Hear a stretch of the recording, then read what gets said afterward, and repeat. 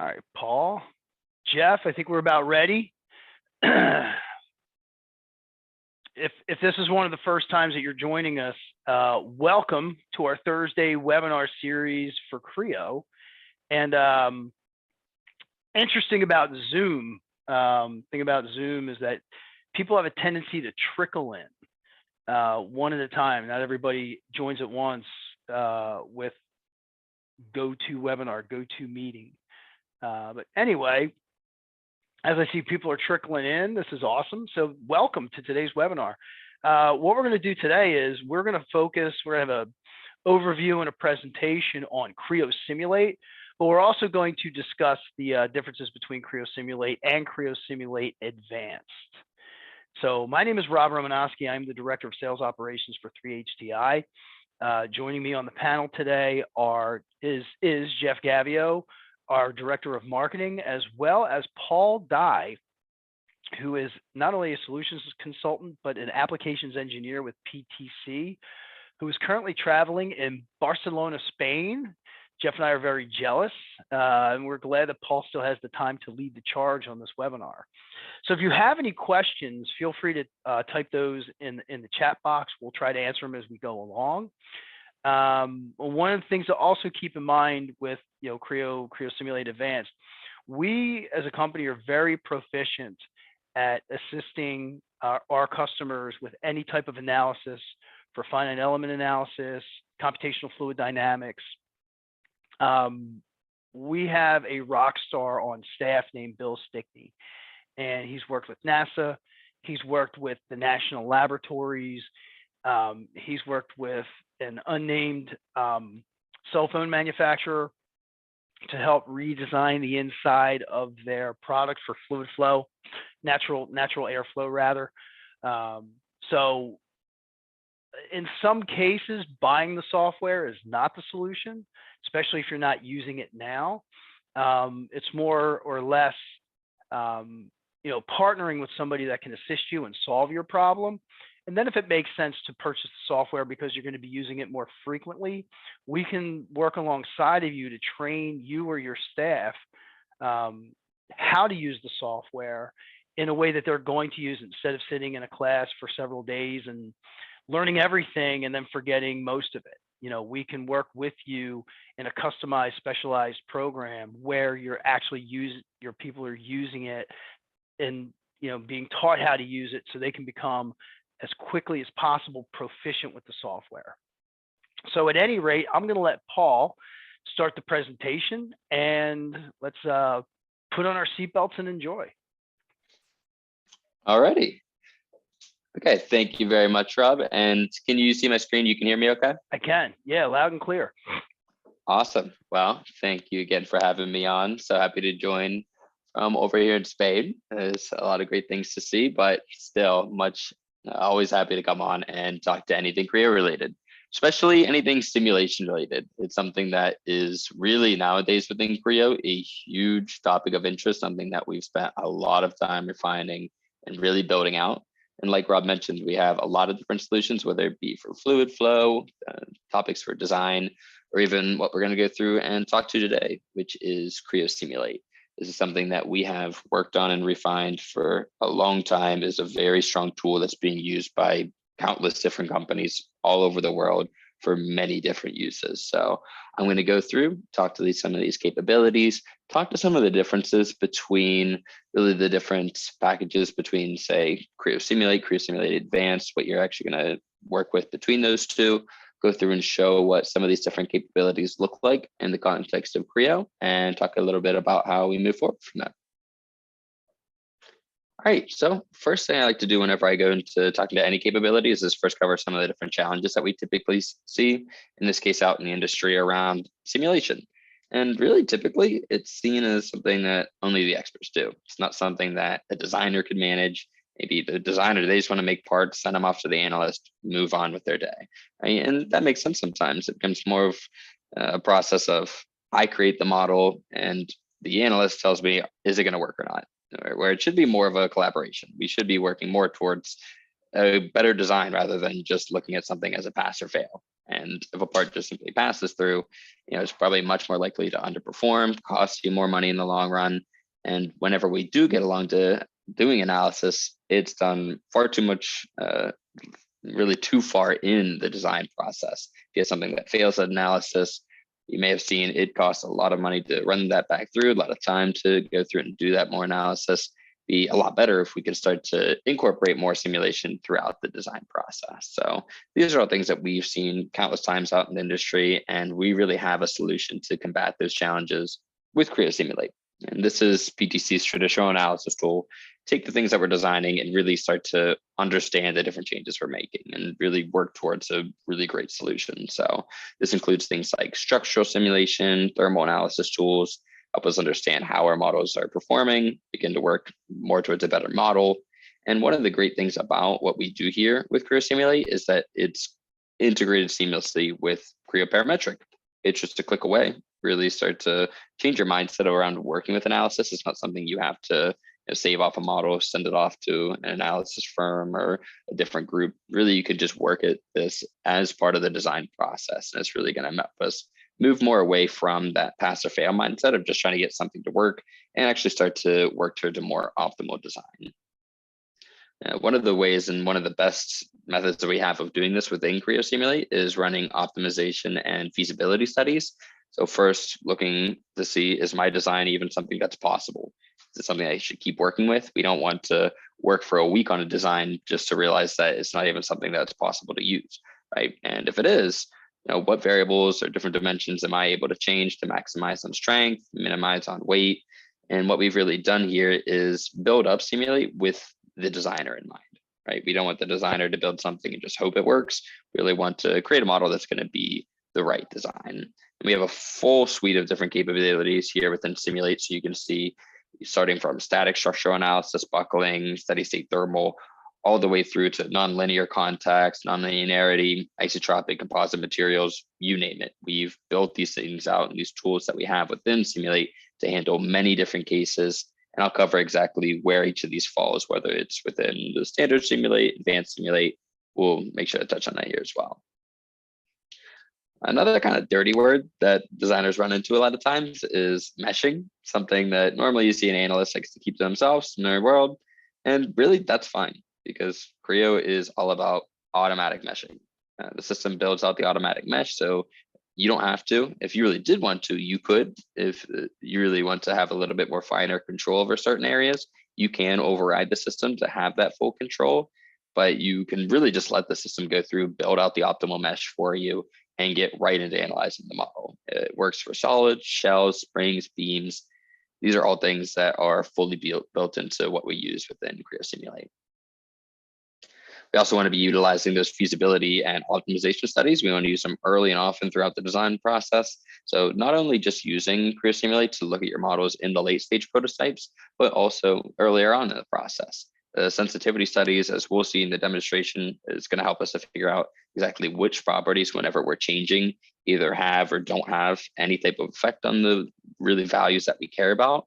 So you can go through, try out a lot of different what if scenarios, and ultimately gain a better understanding of the product or the model that you're trying to work with.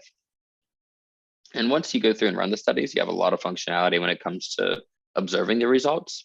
Automatically Simulate's going to build out templates to give you information on stress, displacement, and really whatever type of values that you're looking for. Results are then able to be output into many different formats like Excel, HTML. You can query on different results that you have in the model, start to see exactly what the stress values look like or how exactly the parts are going to deform. You can look at that through animations, click on certain points of the model to get specific information. The plots that we're working with also have a lot of information within them. So you can see exactly how the part's going to perform. And all these different areas are built out to be easy to work with, easy to share, easy to collaborate with others if you'd like to. And real quick, before I go through and show what some of these different things look like in Creo, I'm just going to take a minute to go through and talk to exactly what we have within Creo for the different options of Creo Simulate. Right out of the gate with Creo, you do have what's called Creo Simulate Elite. So this is giving you the ability to do a static structural analysis on parts and assemblies. And this is essentially limited by the size of your model that you're working with.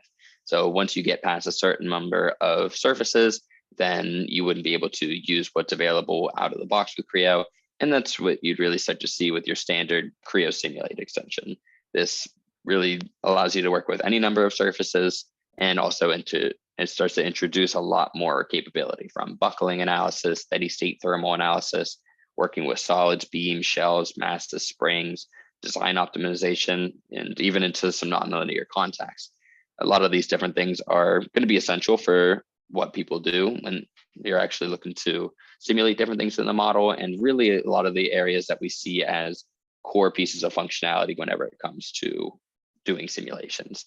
And then you can see there on the right-hand side, we also have our advanced simulation extension. So this is taking and really starting to expand upon what we saw as the core capabilities, and working into many different types of scenarios. So anything from nonlinearity, isotropic composite materials, large deformations, dynamic pre-stresses, transient nonlinear thermal analysis, lots of different scenarios that you're going to be able to get into and really get down to the nitty gritty if you'd like to. But we've really broken it up into these different areas to make sure that we're giving you different options, and you can really focus in on particularly the types of analysis that you want to be able to run. All right. So with that said, I'll go ahead and switch over now, and we can see what some of these different things look like in the context of Creo. All right. So now we're over here in our Creo environment. Still seeing the PTC screen. Oh, sorry about that. I might be sharing the PowerPoint and not my Creo. Go ahead and yeah, I made that mistake sometimes too, where you, instead of sharing the screen, you're actually sharing the window. Yeah, let me know if you can see that now. I see it. The press machine. Yes, Rob, always keeping me honest. Thank you You're very good. much. All right, now we're over here in our Creo environment, and we have our machine press, and it's held together by this metal frame that we see. And with that, we have some brackets up in the corners that maybe allow us to mount it over in the shop. And in this case, maybe we've used the bracket in another design, but maybe not necessarily in a new context that we want to try out here. And we need to make sure that it's going to work. We need to design it a little bit better. So to do that, we'll go ahead and use Creo Simulate. So again, just right available up in the applications, just simply click Simulate. Don't have to go into another system, just start to work from here. All right. So we can go ahead and get started here. Again, whole interface is same as what you're probably used to with Creo Parametric. You have your loads, your constraints, different material options, and some of the run results and analyzing that. First thing for people that maybe haven't worked with any type of simulation before, you would want to go through and do is lay out some constraints. In my case, we know the edges that we want to be welded down over in the shop. So we'll go ahead and select those. Very easy to go through and define. And next we can go through and apply some different loads that we want to study. In this case, the load is going to be on these holes where the attachments are going to go. And for my particular scenario, we want to apply a point load to simulate more of a torsional force, where the weight's going to give that twisting force. So we can go through, lay that out here, define that in the X, Y, or the Z, just to really lay that out specifically how we want. And we do get a preview of what that's going to look like before moving on. All right. Now that I've gone through and applied my loads, my constraints, it's really all we need to do. We can go ahead and run the study. And with that, we have lots of different options for static, modal, buckling, fatigue, pre-stress, dynamic. In this case, we'll just go ahead and run a standard static analysis. And again, we'll use those constraints we made, the loads. There's a few different ways that we can do it. We can do it as a single pass or a multi-pass, really allowing us to basically just lay out exactly how detailed that we want the results to be. So we can change many things up to converge to different limits, just to get it down to exactly what level of detail that we want to get to. All right, so this is going to run through each pass of that study. And in this case, it's pretty simple. It won't take too long to run through and do that. And once the study is complete, we can go ahead and observe the results that we got. All right, so this comes up with a template. First gives me an animation of the displacement. We have different options for what to plot out on the part. You can see here that we have a stress value of around 19,000 PSI. And we can always go through and change that if we need to. All right. So I need to maybe say, okay, I need to look at this part and make some changes. Maybe it's a little bit too high. I could go back and modify this part, maybe make it thicker, but maybe in your case, you're concerned with weight and we don't want to make the part too heavy. So in this case, what we would actually do is try something else out. Let's maybe try a sensitivity study. And essentially what we're doing with this is we're running the analysis, but whenever we run it, we want to change something. In my case, I know that I had high stress in the filleted region here. So maybe what happens as I change the radius there. And the difference is now, instead of me, the designer, having to iterate through many different values and try things out, I can just tell the system to do it within a certain range. What we'll do with this is rerun back through the study and see what the system tells us. I can also choose to graph those values out as well. So in the case that I'm interested in here is seeing exactly how our von Mises stress is changing. So I can see now visually as I'm changing the fillet radius, what that stress value is going to be, right? And maybe to get down to a particular value that we're interested in, if we need to get to 11,000 PSI, I can see we need to get down to around 0.4. So actually increase the radius from what it was, about double. All right, so now from here, I have options. I could go back into the part, I could change it. I could let the system give me that exact value if I'd like to for my use case. In my case now, I don't want to just make the part thicker. Maybe I am interested in weight. So what I would do in that case is do an optimization study. And because it's an optimization, I need to define limits for the study. Like before, I know that I can't have a stress value above a certain point, maybe 11,000 PSI. We'll go ahead and select that from our list and add that in here. A lot of different options for what you want to design around. In that case, we will put a max stress value, but we can have more than one if we'd like to. Maybe I'm also worried about the bracket warping. So we want to put a range on our maximum displacement, have that not go over 0.0015 inches. All right, looks good. Now I have a couple limits that I don't want the study to exceed. And now we can go through and add in some different variables that the system can play with. So we'll go ahead and include a range for that fillet size. And now if I want to, I could say just go to try to find the optimal radius that matches our limits. But looking at the model, there's a ton of other things that we can utilize here, right? Lots of different dimensions. Maybe in my case, we can tell the system that we can change the width here, change the height down at the bottom. Maybe we also get the height up at the top, bracket thickness, whatever it might be. And working with all these would take me hours, even up to days to even figure out a piece of what we're going to go through and figure out here. But the idea is we don't have to go through, use up all that time manually. Instead, what I want to do is just simply use the spreadsheet in here to enter in the bounds for the study. So I can go through, change all these values throughout here, put some different variables, maybe around the angle, can go up to 90 degrees, the fillet size. We can go through and change all these up. So all the different parameters I want to study, but again, the system's going to do all the tedious work for me. So again, the process again starts is first, we're going to tell the system what our design goal is. So in this case, we want to be minimizing on the mass. Next, we'll tell the system the bounds for the study. So exactly how high or low each value is able to go. And then finally, we say what dimensions or different variables the system can utilize for the study. And you can imagine that manually to iterate through all these would take just entirely too long to accomplish that. But what we see here now is the system goes through, tries out different designs, see if our limits are satisfied, really using as many options as we need there. But we're getting closer and closer, moving away from those limits and ultimately getting to a new design. So this is clearly a lot different than it was before. Obviously, we increased the fillet size, the tab size decreased, but at the same time, it reduced the mass as much as possible. And what we're able to do here as well is go back and review some of the steps that we took to get to this design. So with each step here, we can see exactly what the study did. You can see it right on top of the model. So it looks like it made the height a little bit shorter, lowered the tab height, increased the radius. So still shrinking the part, but at the same time, maintaining all the structural requirements that we need for the bracket. All right, so that's really a good look at how we want to be utilizing Creo Simulate. So not only looking just for a pass or fail out of the model, but really looking to design as well as analyze, do both at the same time. So go beyond just the simple requirements that you have laid out for it. All right, and go ahead and do a new share here. move back. And just before I pass it off to Rob, I just want to quickly kind of go over just a brief bit about really why this is valuable for us, right? There's a ton of different value points, and this is first and foremost helping us just to do design differently, cut down on the amount of rework that we have to do. We're able to find flaws way earlier on in the process.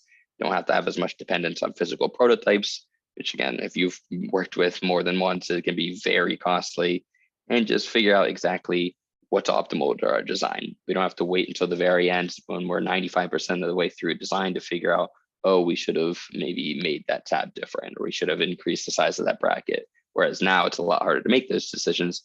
Well, with using this, it's really going to help us to decrease that and start to work a lot more efficiently. And also here, lower lifecycle costs. So we're catching those flaws earlier in the design process. They're not showing up in the prototyping. Even worse, if you have a problem that shows up post-production and you'd be of recall, this is really another layer of protection against that. Something that, again, works throughout the design process and we can really start to utilize much earlier on. All right, so with that, that's really all I wanted to cover. So I can pass it off to you, Rob. Excellent, Paul. Thank you. It's kind of a challenge to review simulation in about 22 minutes, but you found a way to get it done. Good job. So if anybody, if you're thinking, hey, I've got some questions, or you want some more information, you want to get in touch with us, all you have to do is reply to the email invitation that we sent you. And that comes directly to me, or it'll go to Jeff, and we can respond and get you some more detail on Creo Simulate or Creo Simulate Advanced. As I mentioned, sometimes to start the webinar, sometimes it doesn't make sense to necessarily purchase the software up front. You kind of want to prove it out. So in that case, we can do a project with you. We do this with clients all the time to help them understand how to use the software effectively and get their people proficient on it as quickly as possible. But sometimes if you're not using it as often, that often, it makes sense to just, partner with us to help you with services instead of buying the software. Then when it becomes something that's more frequent to your business, then it would make sense to purchase the software. So we're here to basically just help solve a problem. If you want to reach out to us, our email address also is info@3hti.com. So Paul, thank you very much for the great overview. Enjoy Barcelona. And we will see, hopefully, most of you next week for a very popular topic on the GD&T Advisor. So you'll see that invitation coming out hopefully tomorrow. Thanks, everyone. Enjoy your day and take care.